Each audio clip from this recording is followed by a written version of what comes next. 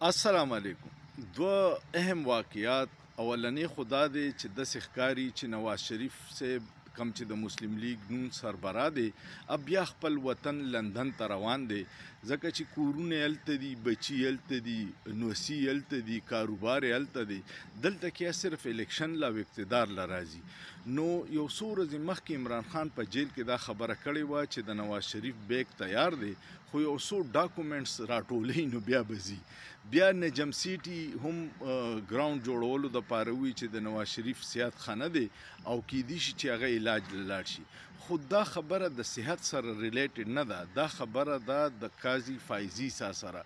کو قاضي فایزي ته ایکسټنشن ملاویږي، حکومت 2/3 میجارټي را پیدا کوي او آئینی ترمیم کوي، نو بیا به نواز شریف صاحب پاتې کیږي. او کو نه دا نه نو به بیا د ملک نزي بانه به کوي، ځکه چې بیا د دې حکومت ګارنټي چې دا هغه قاضي صاحب دی، او چې قاضي صاحب لاړ شي او عدلیه د آئین او قانون مطابق فیصله کوي، نو بیا د دوی حکومت به ډیر زر ختم شي. او چې زر ختم شي نو تاسو ته معلومه ده چې بیا څه حل کیږي.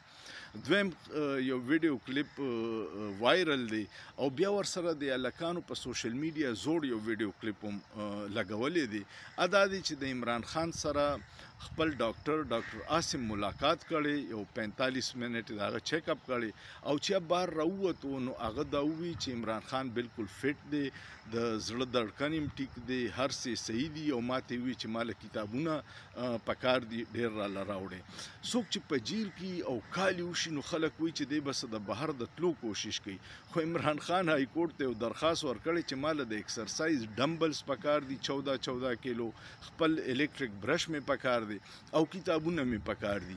نو هغه اډو د راتلو جلدی پی نشته. ایکسرسایز د 71 سال په عمر کې هغه 14 کیلو ډمبلز د جیم چې څوک کوي هغه هلکانې پیژني چې ډمبل څه ته وایي، د ایکسرسایز دپاره استعمالیږي.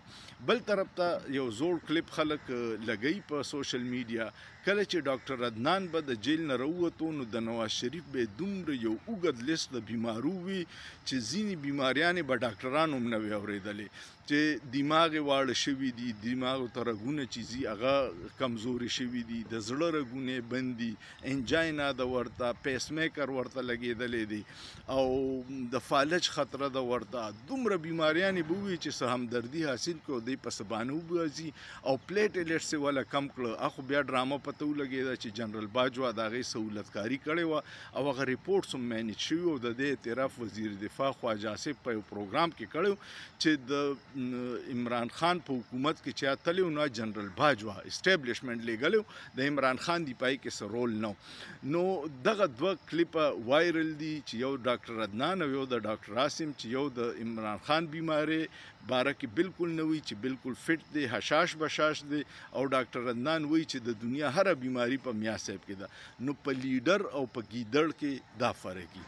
ما وی چې درته ویم چې دا دوه کم اهم خبرونو او ستاسو خوښ شي نو کمنټ پیو کې، لایک ورکې، شیر کې او سوچ پیو کې، په سوچ کې څه ګناه نشته.